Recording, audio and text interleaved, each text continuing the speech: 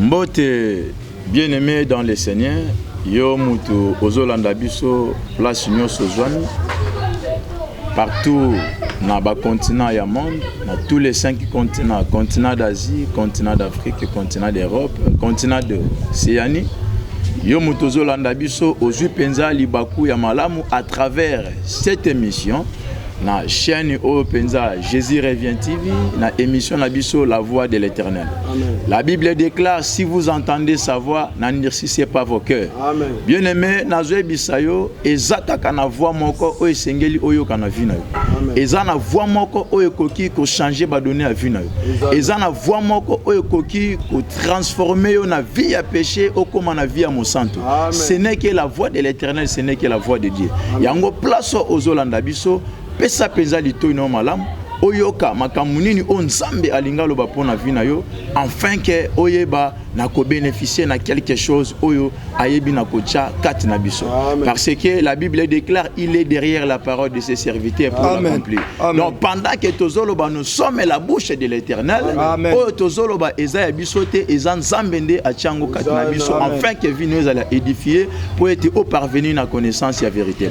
Vraiment wana na bengami na kombo ya évangéliste Joël Kumaba de église ezwami na avenue Kisangani numéro 11 na quartier Kabila na commune ya Makala sur route université arrêt Vodacom.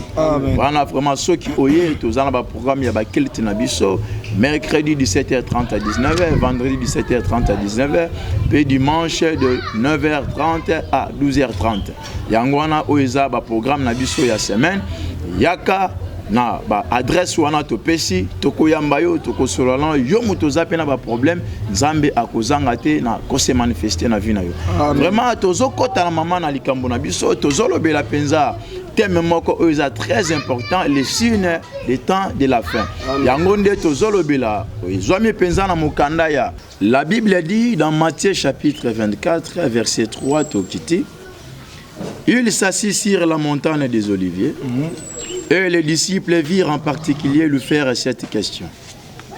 Dis-nous, quand cela arrivera-t-il et quel sera le signe de ton avènement et de la fin du monde? Amen. Jésus leur répondit, prenez garde que personne ne vous séduise, car plusieurs viendront sous mon nom, Amen, disant, c'est moi qui suis le Christ. Et ils séduiront beaucoup de gens. Vous entendrez parler de guerre et de bruit de guerre. Gardez-vous d'être troublés. Amen. Car il faut que ces choses arrivent. Mais ce ne sera pas encore la fin.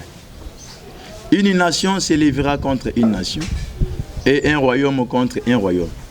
Et il y aura en divers lieux des famines et des tremblements de terre.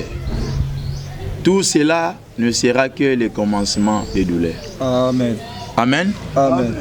Vraiment, wana totangi na mokanda ya Matthieu chapitre 24 verset na yango 3 ti toyeko suki sana na verset 8 donc tozo sala toujours kaka continuité il y a même verset oyo ya Matthieu mais tozana nuko pesa explication pour na kotalisa maloba oyo Jésus alobi na kati ya livre oyo ya Matthieu. Bien-aimé, awa Bible ezotalisa biso nini ba disciple bavandi na Jésus bazo poser Jésus question sur la montagne des Oliviers. Bazo tunel balobi quel sera le signe de ton avènement.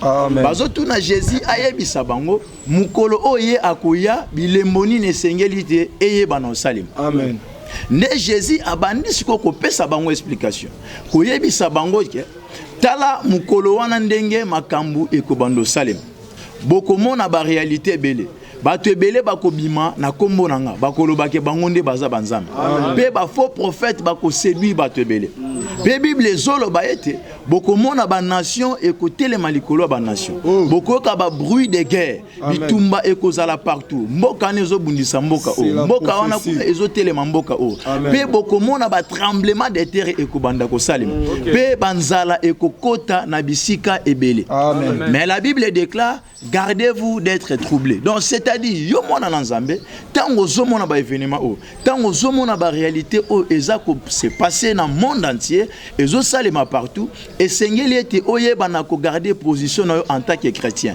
Bien aimé, tango zomona biloko yo oyeba directement na ko se référer na makomi na nzambe nini o Yesu aloba pour Nathan o tozali. Nazo biso ngonga ezali susute. Nous sommes pendant le temps de la fin. Et sengeli ete mutu nyonso ayeba na kozwa bonne conscience na vie na ye, ayeba na ko bongisa tamboli na ye. Parce que à bientôt là et sengeli ete Yesu aya ko enlever biso. Bien aimé, soki nzamba kuto na vie ya péché, soki nzamba kuto na vie moko o eza ya désordre, na vie ya kindumba, nzamba kuto na vie ya adultère, akuto na vie nyonso tu o eza ya péché, bien aimé, je te dis, moi o hérité royaume des cieux et kozala te.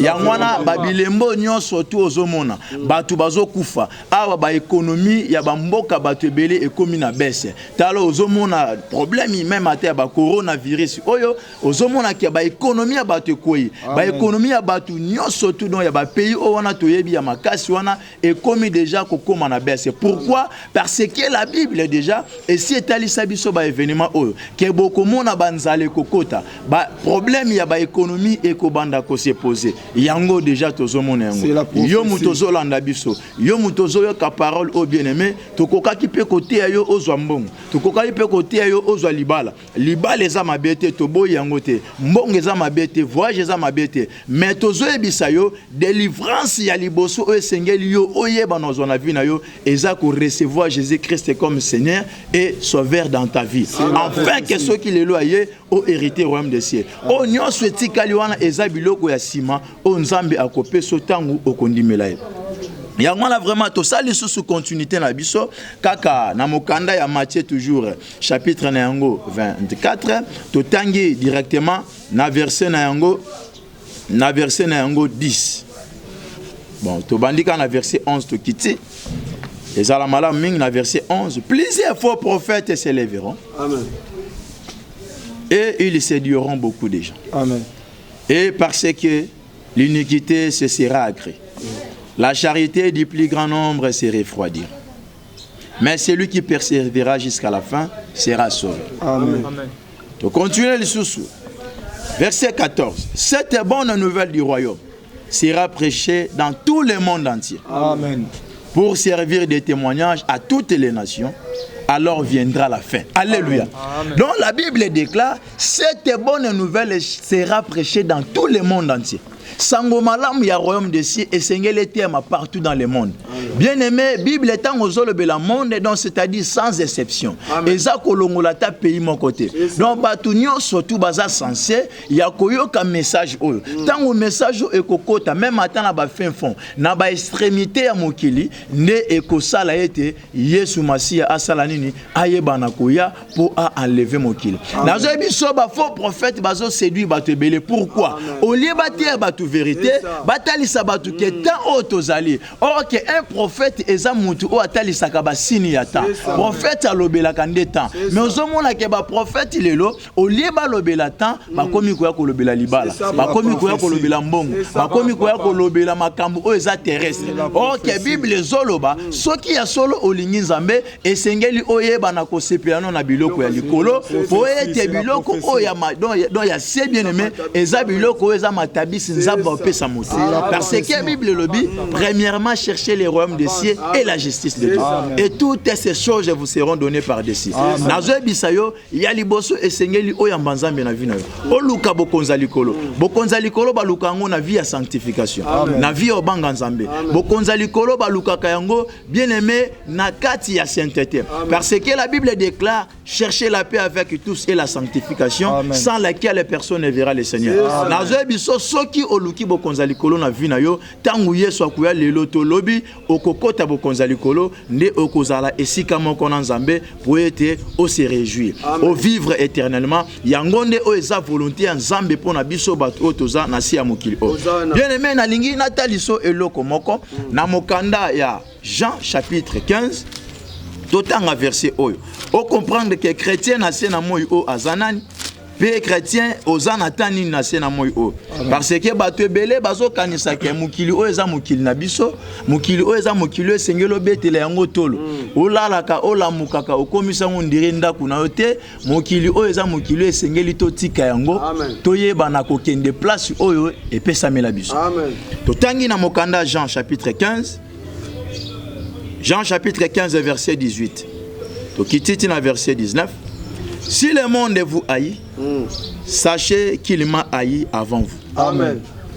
Si vous étiez du monde, le monde aimerait de ce qui est à lui. Amen. Mais parce que vous n'êtes pas du monde et que je vous ai choisi du milieu du monde, à cause de cela, le monde vous haït. Amen. Alléluia. Amen. Donc, Nzambe, wana Jésus mutazoloba.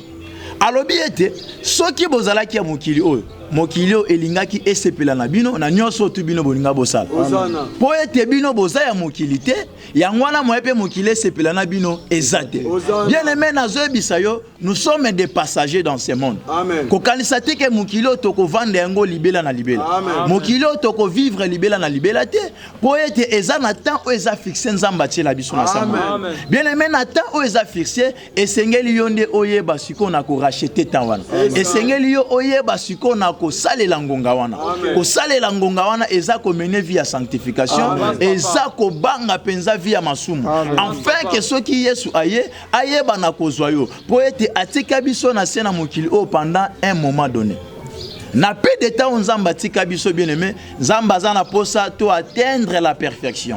O eza chiffre 7 ne akoya kozwa biso kolongola biso na mabele po ete asala lini ayeba na ko enlever biso. Non zamba tika biso pour na mission moko bien déterminée. To yeba na ko prêcher bonne nouvelle, to yeba na ko tia sango na ye, afin que bato bazana fin fond ba yoka ye, so qui était babongo la mitema te wa eza problème na bango. Mais tango ngonga ekokoma akoya kozwa biso bato ya tika tozala enlever to sepilane ensemble yango nazoyebisa yo makambo mokilo eza makambo te sengeli oti yango na mutu na yo eza makambo te sengeli oporter yango na mapeka na yo bien aimé banga nzambe tambola na via sanctification kima via lisumu ozomona mibali na mibali bazobalana basi na basi bazobalana mabe ekomi na bandenge nyonso tu oyo tozomona yango soki ete nzamba bomaka mokili na tango ya Noé ezalaki ya cause ya mabe donc péché ezalaki ya cri nde esalaki ete nzambe asanini abeti sambula pour être délige et ça la submerger bato nyonso tu bakufa yango de la même façon Bible eyebi na koyebisa biso sur cette même parole les cieux et la terre d'à présent sont gardés et réservés pour les faits et pour les jours de jugement et pour les hommes impies. Donc c'est-à-dire tango tambola malamu te yebaka yete moto na nzambe ekoyeba na kopela na likolo na se ekotumba biloko nyonso tu okozwa ata parte yango wana vraiment na zoyebisa yo yo mutozo landa biso à travers chaîne oyo Jésus revient TV na émission La Voix de l'Éternel yo muto eki mongonga nzambe kokomisa motema no makasite salela makambo tozoyebisa yo bongola motema na yo afin que oyamba Yesu na vino comme ton Seigneur et ton Sauveur pour être ozala enlever au hériter royaume des cieux yango wana vraiment ba numéro na biso yango wana eza wana na ba ya écran obengi biso na ba numéro wana nyonso tu yo kobenga tokoyamba yo pe tokopeso ba directive o esengeli afin que oyeba na ko transformer vie na yo na nyonso tu oyo banda ko sala yo mutozo landa biso place ozali ozo répéter prière oyo bien aimé tozo yambiso Yesu parce que nazo ebisa yo sans ko yamba Yesu na vie na yo moyen o hériter bokonza likolo ezate yamba Yesu place ozali yo mutoza na continent d'Amérique na continent d'Asie na continent Europe na continent ya Océanie pe na continent ya Afrique pe yo mutozo landa biso précisément a na Congo eza na Kinshasa na ba commune nyonso tu nazo ebisa yo bondela na losambo oyo okomona nzambe wana akose manifester na vie na yo ozo répéter prière o Yesu nayoki maloba na yo nandimi kolanda yo na bomoi nanga oyeba na kovanda kati na vie nanga otambusa bomoi nanga pona libela na abandonner vie ya péché nalingi natambola na obanga yo oyete soki oya lelo tolobi nakota na bokonzi na yo na kombo na Yesu zala concentré bien aimé nazobondela pona yo tika ete nzamba nzamba lola a se manifester na vie na yo. Yo muto zana ba problème. Yo muto makambo esimbate. Eza la problème ya mikanda. Oza ko se lamenter. Nazo biso à travers cette prière, nzambe wana zo toucher place aux ali, nzambe wana azo kangola yo. Nzambe wana zo sala quelque chose na vie na yo. Même si cette maladie au bazolo ba coronavirus est côté partout dans le monde, nazo biso à travers ko yamba yesu ndengo yambi, guérison pe miracle zo lata yo. Problème non ezo solution place aux ali. Yo muto zo landa biso zala concentré, zala connecté vraiment na kati ya chaîne oyo YouTube, Jésus revient TV okomona nzambe asala makambo ya minene na vie na yo. Vraiment yo place aux ali, tikete nzamba pambolo pe to pesi mbote na biso penza na cameraman na biso frère Wilfried penza lopini oyo asimbi penza oza chargé na ba image oyo pe na réalisateur frère Meko Landu yende penza muto azo sala réalisation ya ba image oyo nyonso tu boko landa yango partout dans le monde pe to pesi mbote vraiment na